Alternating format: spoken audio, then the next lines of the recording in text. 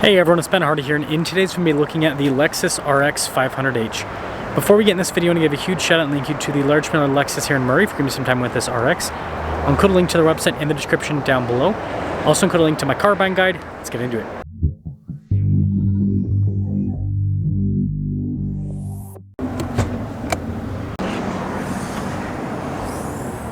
Under the hood we have a turbo 2.4 liter 4-cylinder that goes through a 6-speed automatic and is paired to a hybrid system.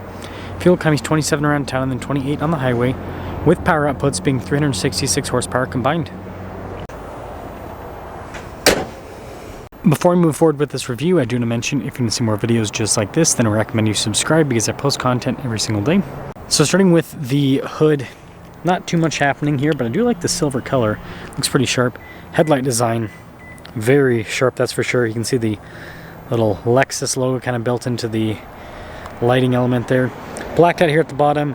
Got the massive grille here, but notice the top section is body painted, so creates a very interesting look, very interesting contrast. Our tire and wheel setup is 235 by 50 by 21 in the front and over in the rear. And you can see here with the wheels, you got that nice satin finish, you got the blacked out brake caliper as well. Love the body painted fender flare, that's really cool. F-Sport badge on the side. We also have the blacked out mirror cap, all the darker window trim as well. And aside from that, there's your side profile. Now this leads us to the key fob. We have our lock and unlock function. We also have the opening for the hatch.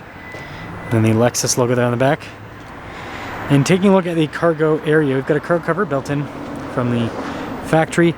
Tons of space here in the back. It's a little baggy here in the back too.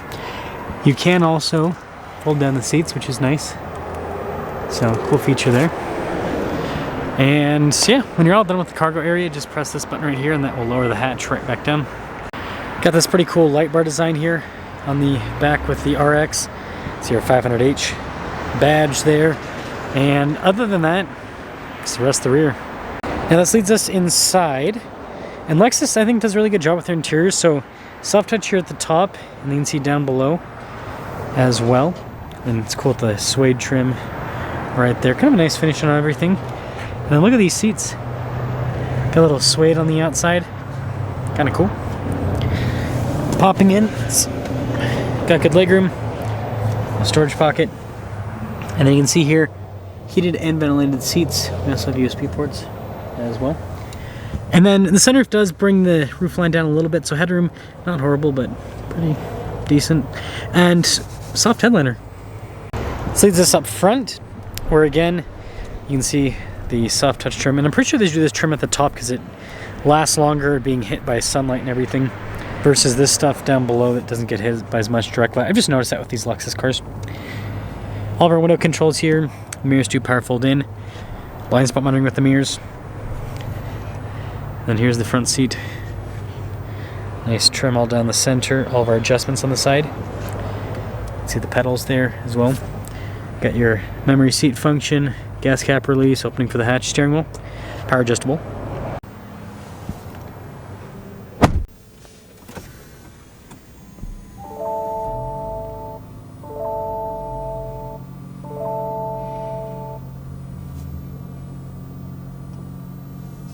Now taking a look at the steering wheel, perforated on either side so you can get a good grip. Paddle shifters there on the back. We have stuff like adaptive cruise control, lane centering on the steering wheel. Some controls for the center. And then traditional stocks here on the back. Got this nice digital gauge cluster here in the center. And notice you've got little controls here. That also pops up on the heads-up display. Sorry, the camera's going to take a second to adjust because the sun's right there. But yeah, pretty nice little setup, so you can go through things either looking at the gauge cluster or looking at the heads-up display there. And then when you do change the drive modes, it does kind of change the gauge cluster depending on the mode. So it's kind of like another fun thing. 360 camera system in reverse, really good resolution as well. Lexus/Toyota does a good job with that. And then as for the rest of the infotainment system, so here's like the drive mode select. It's got like seat controls built in here. But yeah, quick response time. For the most part, it does take a second for some of the pages to load up. It's not terrible though.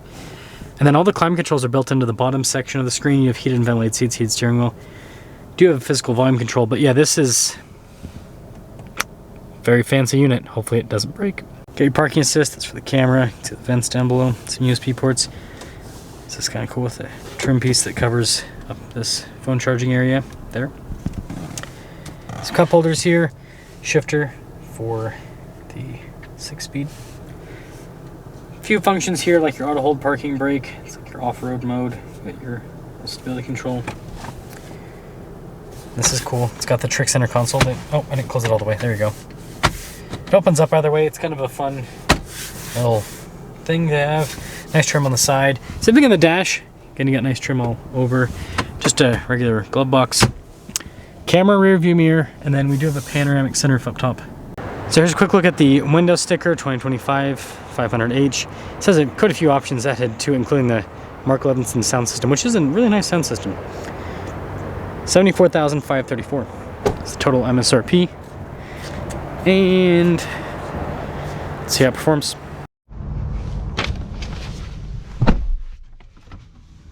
Let us set off in the RX 500H. Guess we'll test out ye old camera system first. It's nice. It fills in underneath the vehicle, which, to be honest, I off-road a lot. I have yet to find a good use for filling in underneath the vehicle other than it's like, cool. It looks cool.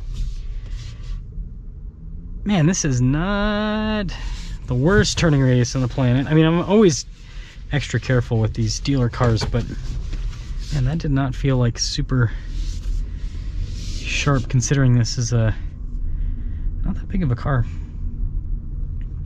But yeah, let's see how this performs. I like the steering. Very quick to respond, pretty effortless.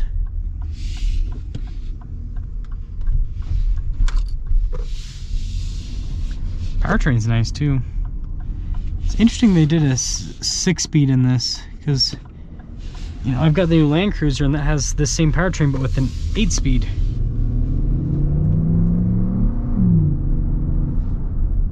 Sounds like there's piped in audio. Awkward. In a way. It's not like the worst sound ever, but it's kind of weird.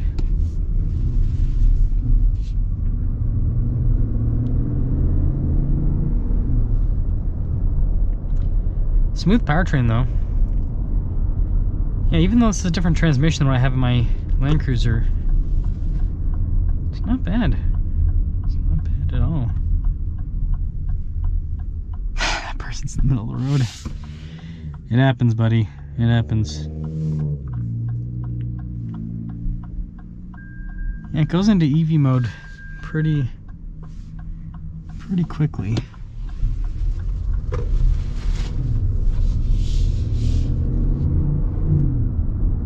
Yeah, sounds it's making are kind of weird. They don't sound bad, it just sounds like I said piped in. It's different.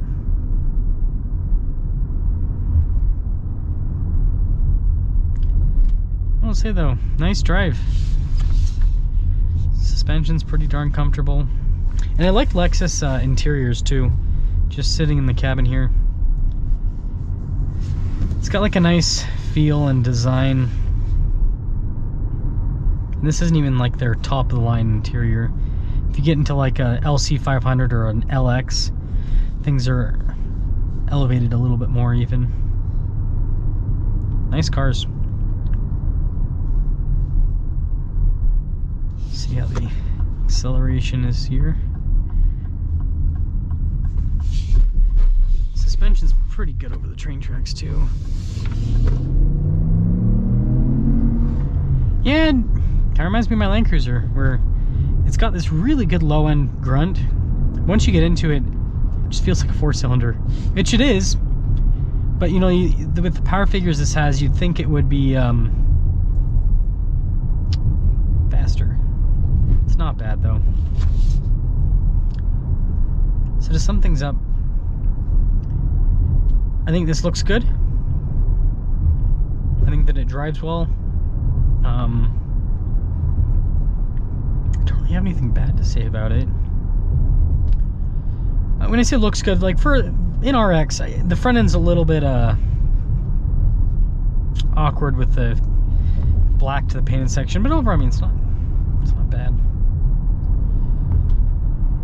So if you're looking for a nice hybrid, right, not the most fuel efficient hybrid, but a hybrid luxury SUV, the RX provides this. I mean, this is kind of like a, you know, BMW X5. Sorry, got some in my eye there. It's kind of like BMW X5 size, but instead of being all about performance, it's kind of about, you know, there is performance with this, but it's also about economy to an extent. So let me know what you think.